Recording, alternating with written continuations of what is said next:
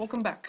Today we're going over a game between Sedol and Kang Dongyun, both Korean professionals. Most of you probably know who Sedol is. He was one of the absolute strongest players from Korea for a very long time, and though he's not quite the king of the hill anymore, he's still an excellent player who seems a little more focused on sort of raising Go awareness than his professional career at this point in his life, but always an excellent player. Kang Dongyun is, I believe, the number 2 in Korea right now. I'm not 100% sure. I know he's in the top 10, so one of the, top form professionals right now. He's had success in international tournaments, and this game was really interesting because it kind of illustrates there's some experimentation and, things happening with some classic joseki.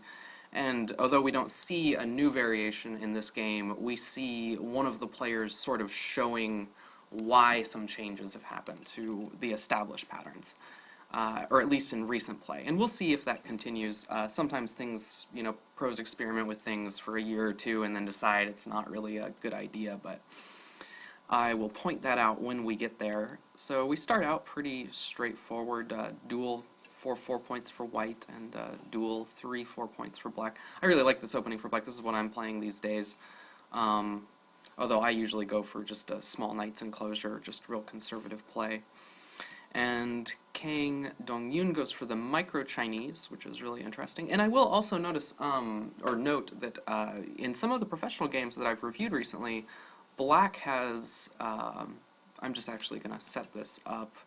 I've seen some games recently where black has opened with this pattern, which is kind of like a micro-Chinese variant of the main Chinese. Normally in the Chinese opening, the stone is here, but I've seen some pros try experimenting with this framework recently in some pretty high-level games, and I've seen it more than once, and that's what catches my attention, is when I see something repeatedly.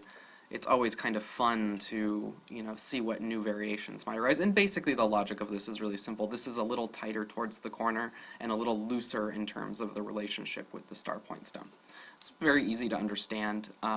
Just there's some variations now that aren't really going to work the same with the stone one line over. And so, it's just sometimes pros just play to... oh, and that's funny, I have to take off the stones. Sometimes pros just, will try new things just to get out of the book variation, but, it's like kind of the same logic as playing the micro-Chinese as opposed to the mini-Chinese, where this stone would be right here at C11 instead. You're establishing a framework on the side, and this would be really good if black had a stone on the star point over here. So if we go back and... black has a stone on the star point, and white opens over here, and black does this. This is not really considered favorable for white. It's kind of a small thing. It's not that white has lost the game, but with the stone on the star point here, it relates really well with any sort of framework that black builds on the side. So what you'll see is a lot of times white will do some sort of pincer here. Or, what I've seen also in multiple pro games recently is if this is the opening, white will approach, here or here before black, just to prevent this side framework from developing. And then typically black will then go over and take the corner, either the star point or a 3 4 point over on this side, and the game will progress from there. So just something, it seems like pros are not liking the mini-Chinese when black has a star point stone facing it. So we typically see it now that white will, when this stone is on the 3 4 point, there's a really natural point for white to reduce and break the relationship on the top side between this stone at R16 and the framework, and that's by just approaching, particularly approaching high. There's not really, okay, black's got a framework over here, and black's going to get something in the corner, but these positions aren't related anymore. And so on a strategic level, this is much better for white than if the stone were on the star point. And now we get to, Sedol here plays the standard, joseki. We probably all know this one. You make your 2-stone wall here. You can make a 3-point extension, and you get a 2-stone wall facing the center. So this is pretty good. One of the problems here is that there's still some weaknesses in the shape particularly at, A and B, and there's this shoulder hit at C. For example, if black wants to, black can just come in like this, and then if white does something, to, break this connection underneath, it's really easy for black to, I wonder, can black still one space jump here? It's looking like, yeah, this would be this is a little vulgar, but you can see here that black's establishing position on the side. White doesn't have a base, although, when white turns here, this would be, one eye for sure, probably, and then possibly another down here. But, white, is not 100% settled, and this happened in Sente for black. So, if black wanted to pull the trigger on this sequence, it would happen, and it would still be black's turn. So, there's that. If white just descends, which is a little more, white can jump further into the corner, then black can do this one space jump. And then also, if there's a black stone over at H17, then the invasion at M17 becomes really severe as well. And this is the point where we've started seeing a variant, and not that this is brand new innovation, this has been played positionally for a long time, but I've seen it in a lot of, even game openings at the high pro level, and that's white playing this, and then when black extends, the joseki here is to extend one line further. That's typically why we do this tiger's mouth, is so we can get one line further. But recently I've been seeing pros play tightly like this, and this is kind of an interesting shape, because normally when we want the stone here, we just play the variation in the game where we get this two-stone wall, because, now we've left this weakness behind. And right now this isn't really a big deal, because if black does this after this extension is played, and then cuts, we can see that this is just really over-concentrated for black, and white's getting a lot of thickness on the outside. But it's a weakness. So, not to say, oh goodness, black should peep and cut right away. That would not be a good play. But, it's not as strong as the just making the solid connection, where there's no peep, there's no weird cuts or ataris that are possible. And the other reason that we go a line shorter is that in either variation, there's an invasion at A. And the problem with this invasion is if we go in, if we do this, usually white will play this. And this kind of threatens to link up either underneath or on top. So this seems like it's going to, sort of at least keep white connected. But if black wants to, this attachment, this starts a ko. And if white loses this ko, white is pretty badly damaged. White will be split into two very weak groups, and this is kind of a annoying ko to have sitting behind, and it gets particularly vicious when black approaches, because now these two groups are going to be very weak. Sorry about that. These two groups are going to be very weak after this invasion point, and there might be possibilities, depending on how white answers, of just crawling out and connecting one way or another too. And so the question becomes, in this situation, is this counter, this checking extension, is this sente? Does white need a move now? And likewise, if we go back to the game, when we get to this point, the question is a black extension to A, or to the triangled point, sente, because it threatens the invasion at A, or various other follow-ups. Oh, I'm sorry, that's still the triangle. Threatens the invasion at A, shoulder hit at B. There's basically, this puts a lot of pressure, this checking extension, onto this group. And if this checking extension is sente, and because white is afraid of the invasion at A or the shoulder hit at B, and white has to jump out with this stone to C to solidify the position, well, if this extension is sente for black, then this is a slack opening for white. So basically, they're going to have a conversation about it. And that's why, going back to the variation, why we sometimes see the tight extension here. Because now there's no invasion at A. Which is, and it's kind of funny that the point at A is the same in this variation with the stone further as in the invasion point is the same. So this is safer. You're getting less, but there's no invasion point. This is basically solid territory. White is not going to be terribly concerned. And this would only be an issue when there's a black formation in the upper left, or facing this extension, because if we go back to this, if there's a white stone here instead of a black stone, or like this, well, now, if black plays here, this stone is just weak, so it's not really threatening the invasion in the same way as when it's an extension from a black stone. So this is only a situation where you would play the tighter variation when black has a position in the upper left. And another space is like, yeah, and I don't want to get into it too much, but basically in the actual game, black does play this extension. And black is saying, hey, this is Sente. You have to respond to this. You have to do something. So, like I said, if white simply jumps out to, defend this group, and then black gets the first move, which, maybe just does, something like this, but gets to reinforce the side or whatever, then this would be a good opening for black.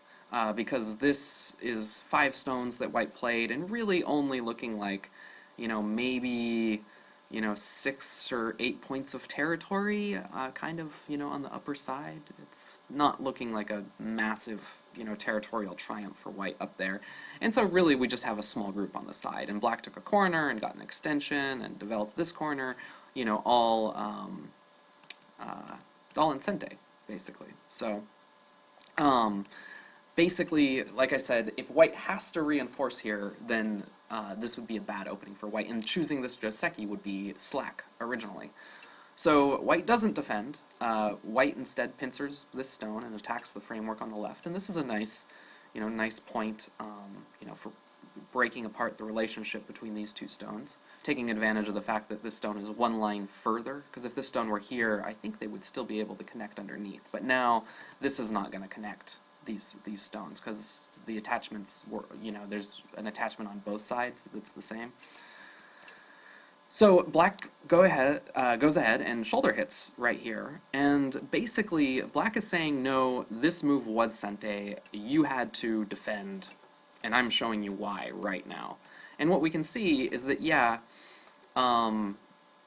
white loses the entire base, and now just has stones facing the center of the board, and now that when black jumps out here, and with the black stone already here, these stones are actually kind of, they look like they could be attacked, which is a little unfortunate for white, but white says, you know what, no, that wasn't worth defending. I'm going to go back here and ruin this stone at c6, and this is just something that, if we continue to see this where black makes an extension and then the follow-up happens, professionals will eventually come to some sort of consensus about if that move is going to be Sente, when these joseki are going to be appropriate. But it's just really interesting that we are seeing a new pattern, and this game kind of shows you why. Because this sequence wouldn't have worked, the same if white had this stone over here. So we can just go back and kind of look, if we're in this situation, and this stone is here, and now black does this. I'm not 100% sure if this would change too much as is, but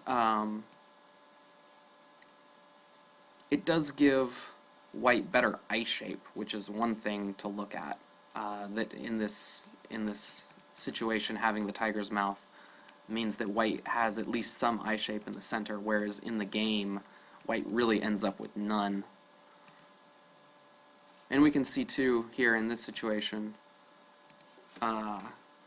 if this stone were here, that's a black stone. If we had a white stone here, and this was the situation, it might be, white could potentially do something like, jumping out, not be quite so cramped. It works out, it just makes this shape a little safer and more compact. So, in the game, black gets to expand the corner, and then comes to approach the bottom side. Black does this big knight's jump, and this is just going for all the things. It's like, okay, I'm going to attack, I'm going to make a big framework on the right, white moves into action. And see here, black is even, leaving behind some bad aji with this push and cutting action. But to build up the right side, and white immediately comes in and is like, okay, no, I can't let black, get another move and consolidate all this. Comes in, pushes, to get the aji, and then now can come all the way here instead of just extending at the 3-3 point. It's pretty slick.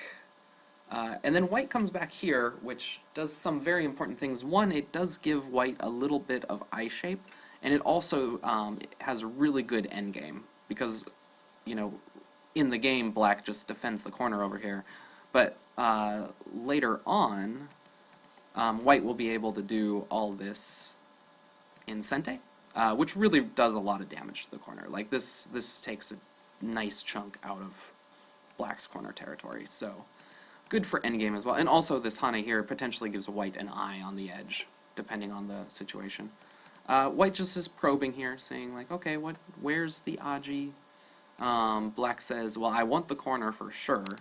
And this sets white up to later come back and get some forcing moves on the outside, because white can basically, clamp at A, and typically black will descend at B to prevent the Atari, and then white can peep at C and gets these 2 stones on the outside as forcing moves, and that's why the probing move was made. Black takes a stone in the corner, which gives, white a lot of influence on the outside. This is a very thick shape. It could have better eye shape by having a stone at A, but the thing is that the cut at B isn't working because the net at A is working. So this is still really thick, and it's a lot of influence. And the corner's good size too, so it's even exchange. But and here, white has spent some moves to sort of attack this one stone, but black is unconcerned. Black just reduces on the other side, because with this thickness here, white jumping out could make a big moyo on the bottom. Black doesn't want that. So black just creates this. Is like, okay, I'm just going to put 3 stones in the center. Nice and light, nice and resilient. Here we see white activating the aji over here to get these forcing moves and kind of connect this string of stones out. And now, man, this situation looks so dicey for white for me, because it's like this group looks weak over here, this group looks weak over here, black is like coming right in between them. And when I was watching this game, it felt to me like black was ahead, but then every time I would count the actual score, it would be like neck and neck. So this is really a tricky game. And then this is kind of a neat sequence, is that even though this stone is in Atari, white can do this counter Atari, and black has to fall back. Because if black captures this, then this also starts the ko. So, because black can't do this, because this connection, these stones on the top would die. And these are connected out and have a lot of liberties, and these only have 4, and they can't get any more. So even though this stone is an Atari, black has to fall back. White has to connect now, unfortunately.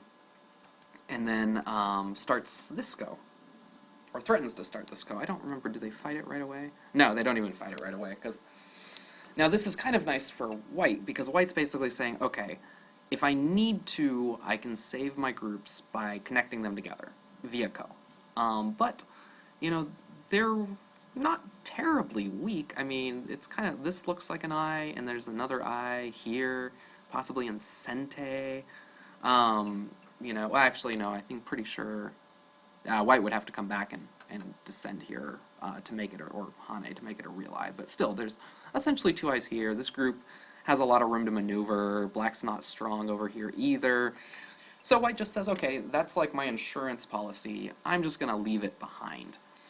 And you'll notice too that, black doesn't want to do this right now to solidify the ko, because now it's like, oh shoot.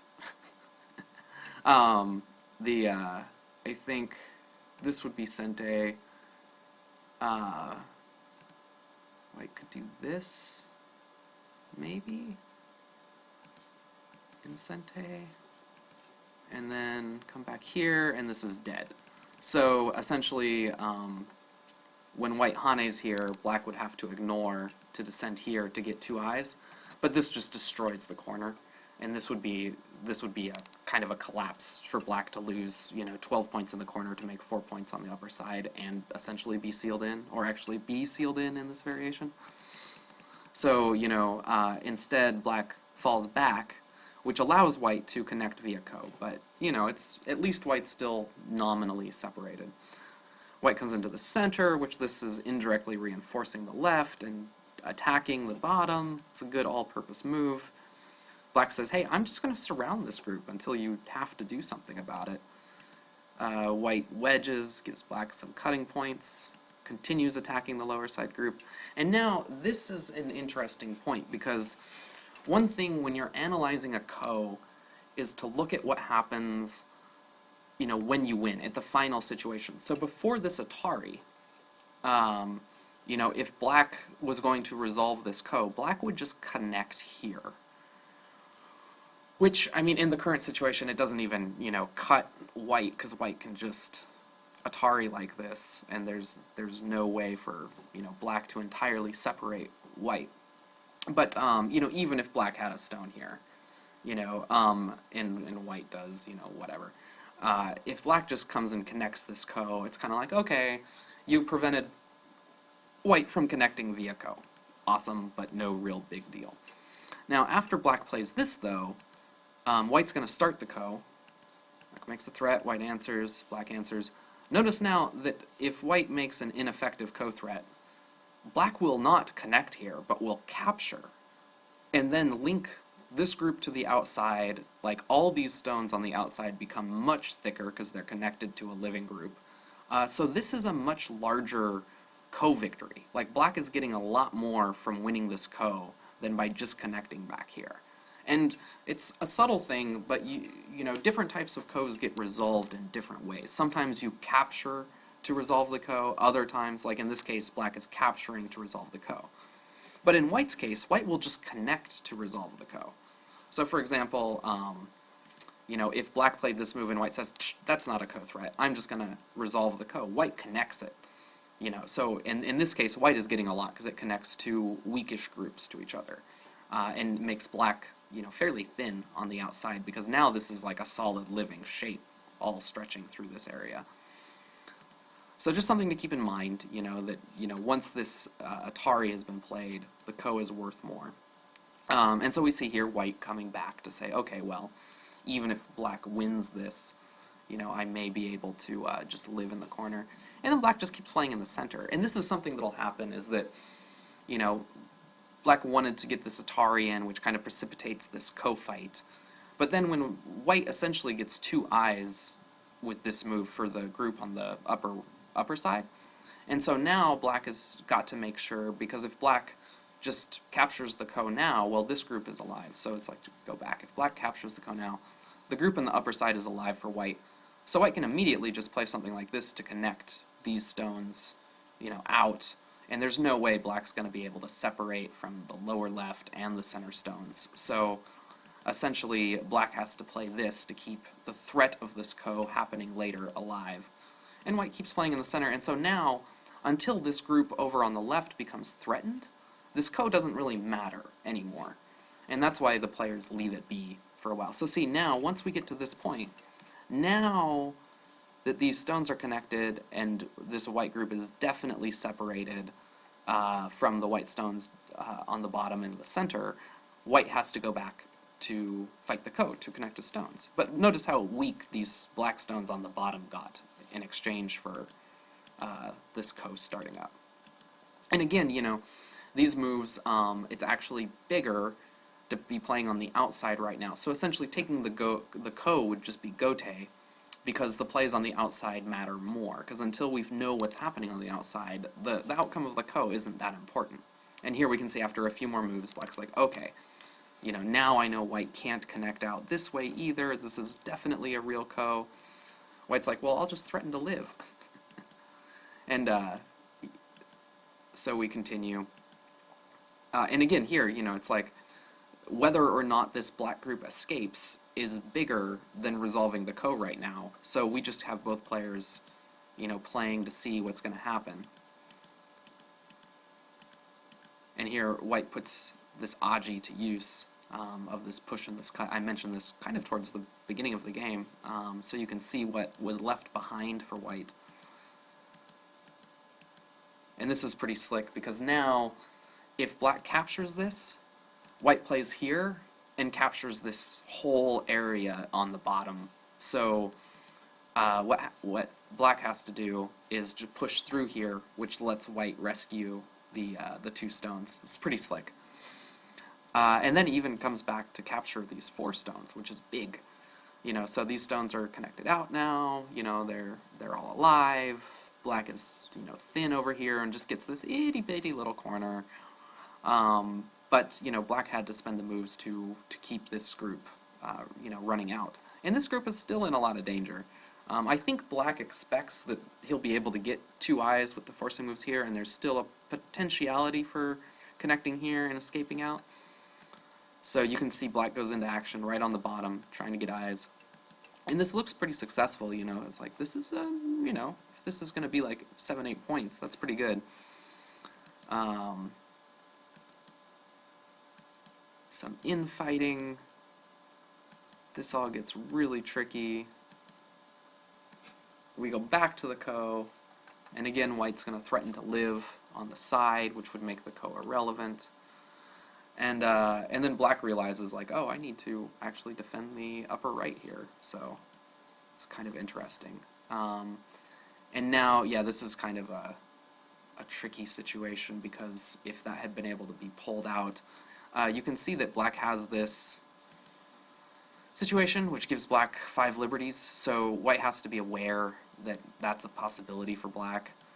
And I think here black is also kind of realizing that this Atari really reduces the corner to nothing. I mean, just like a handful of points. It's a little dynamic the way they're going back and forth here. You know, basically threatening different parts of the board, looking for some sort of advantage. When black comes back to capture here, though, now white needs to connect again, or threaten to live. Either one works. And now, you know, white's basically alive. There's probably not a way for black to kill these at the moment, and even if black does manage to take away the possibility for 2 eyes, like by playing it, you know, D8 and A8 and Hanes and different things, then white can restart the Ko again. So, you know, 2 eyes or the Ko to connect is pretty good. A little bit more infighting, and then this is kind of a situation that, you know, you have to pay attention to, because, you know, if black does this now, white comes here, black connects, white has to connect here, so, you know, this connection will be sente, and it's kind of like, well, if these could connect out, that would be devastating, so we have to be careful. And through this here, you can see black kind of starts to activate this to say, okay, I just want to make sure that, you know, I can do this, you know, because if we go back, if white, you know, fills here, there's no Aji at all. And we come along just a little bit, you know, so black's maybe connecting out, black's got the eye here, and then at the moment, black's okay, because black has this, which is definitely sente. Like if white plays here to break this eye shape over here, this cut just lets black live, no problem, capture the 2 white stones. That would be really big. So when black comes here, white has to connect here, and black can get a second eye right here. So we've got 1 eye here, we've got 1 eye here. Black's okay for the moment, but only just. And, you know, black Hanes, white peeps, white plays. Alright, white plays this Atari. And now this gets really tricky, and I think black has to defend this. There's not really a way around it. The problem is that makes this okay. Black can come back to either stop this Hane, live definitively, restart the Ko. I mean, there's just a lot of things that white can do, and I'm not sure that this is a mistake per se, that black didn't do this, because in the real game, black plays this Atari, forces, and then white immediately captures right here. And then black makes this capture, which is Sente. It's threatening to connect to this big group right here, which would be huge. Does this. And then maybe black thought that this did a better job of connecting out, but what happens is when white captures here, this starts a ko, and it's a really big ko, because, you know, there's this whole black dragon that has no eye shape now that white captured down here. I mean, it's got this one eye over here, but that's not enough to live. There's maybe some hope that we could cut through here and then capture the white stones in the center. But when black plays this Atari, white says, no, you're not cutting through. You know, we're doing this. And, you know, it looks like maybe these could be captured like this, but the problem here is that white just does this. And if white wins the ko, this is a false eye. So this isn't helping black's cause right here. And the real problem with this ko for black is that it's really one-sided. Like, all black can hope to do is capture, have white play a ko threat somewhere, and then connect. And you'll notice that in this particular situation, you know, if white played here, I guess that would even be a ko threat, because white could still come back and separate the black stones. So this would be no good. But black is essentially only hoping to connect. White is hoping to kill, like, a 20-stone dragon. So this is really working out in white's favor, the way this ko is set up. And so we're going to start, and you can see, you know, white threatens to come into the corner. There's just going to be lots and lots of ko threats. And so, like I said, it's hard to say if this was a mistake, per se. Essentially, going back, we can see that when black allows the ko to start, so this is the point where I think black just has to say, okay, you know what, we got to capture this, we got to make sure, or, you know, possibly start with this, then capture this, see if white breaks your eye over here, you can come out like this. You keep your group intact, alive, excuse me, and, you know, everything's hunky-dory. But like I said, you know, when I was counting the scores of this, it was just the game was so close, and I think that black saw that this was not enough to win, is what I'm thinking. And so black gambled on the ko to get some more territory and some reduction in the center with his own move. So black plays this, and then white captures, which is going to initiate the ko situation. And now it's important for black to follow up, because if black connects now, then white just does this, and it's like, well, now black got the worst of it on both sides, has to come back to connect this. There's no more connecting Aji to these dead stones up here. This is just terrible for black. So black does this, which is at least Sente. You know, now white has to come back and block this.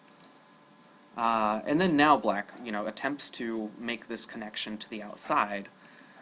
But when white captures this, it's just really hard on black, because white seals in and connects everything like this. And wait, don't close.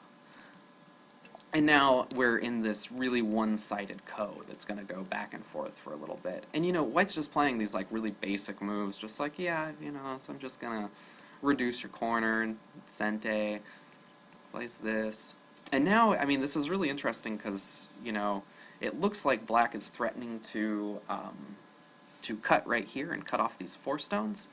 But so far as it stands, in order for that to be effective, black will have to make sure to win this ko, because if white trades these 4 stones for, like, these 15, that's obviously going to be good for white. Comes over here, black has to defend, white keeps playing the ko, and... Oh, and this is really cool, too. Alright, this ko threat, because we notice also that this is also a ko threat. White plays here. And potentially now, we even have, like, you know, well, this helps our eye shape on the inside a little bit. But the reason that black comes from the outside is that if we play the ko threat on the inside and white does this, if we lose the ko later, this is costing us points, because we basically played inside white's territory and forced white to expand out. So this is a 2-point loss, plus more, because now this white play at S6 is actually potentially making territory for white instead of just being kind of a reducing maneuver. So, we can kind of see that, this move involves a loss, which is why black comes from the outside. Because now, just right off the bat, you can see that white's territory is 2 points less, because there's not a black stone at Q8, and the white stone is played there itself. So, typically, when we're making co-threats, we want to come from the outside. We don't want to add to the potentially dead group that we're fighting the ko over, if that makes sense. So we continue, white thrusts here. Oh, and this is where black offers white a chance to sort of back off. And just, because right now, what could happen is white could chop off the tail of this dragon, capturing these stones. Black would play here, or would probably play here. Black could also continue pushing through, depending on the situation. But now if we get to this, it looks like this corner is dead now, so that's no good. But, basically white looks at this variation and says, you know what, the corner is probably the same size, if not bigger, than this tail. Like, this is not a variation that's acceptable to me. So, but the thing is that black's out of co-threats, essentially, as well. So this helps at least keep part of the dragon connected out, no matter what. It's kind of a halfway measure. White just retakes the ko, and then black just makes a threat somewhere else. And at this point, black is kind of like, okay, the ko is over, I can't win it, I don't have enough threats, so I'm just going to, do as much damage as I can to white's shape on the board. So now white captures, and black needs to really make up a lot of difference, because this is really big damage. There's not really any way for black to come back. So I think that, this allowing this ko to happen was a little bit of an overplay, but like I said, it looks to me like if black doesn't try something, black is losing anyway. So black gambled on the ko, black lost the ko. But black comes down here to, follow up on this threat against the corner. White protects up here. Black connects here, which, threatens to cut off these 4 stones. I think black expects white to defend those. But instead, white jumps here, which is really interesting because this is a good move for trying to live in the corner, because you're threatening to connect out at E2 to the living group here. But also, this Atari at A3 is really good. So if black just descends, black can't ignore this, because if black does, something crazy in the corner, white just connects back out and is fine. Like, no more worries. But if black does this, then this is a living shape. Like, no problem. So, instead, black does the, thing that does the most damage to this group, while preventing the connection.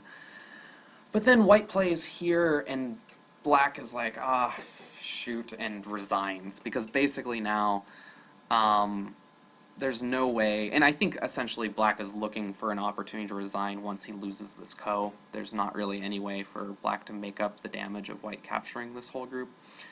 And if black does something to break the eye shape, like playing here, this just connects the 2 white groups, so there's like no problem there.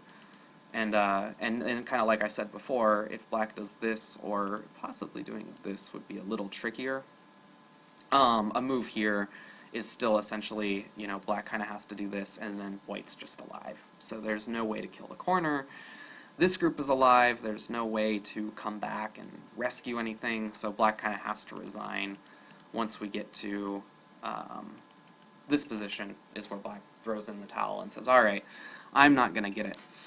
But, yeah, I thought that was interesting. One, the way that, the ko on the top was sometimes relevant, and they fought it sometimes, but you can see it's still hanging around now at the end of the game. It was never super crucial for one player to spend a move to end that. It was kind of like, well, I could play a move to just solidly disconnect these stones, but, yeah, then you could just live, and it's like, oh, I took away your way to make 2 eyes, I'm gonna, go back to this ko now.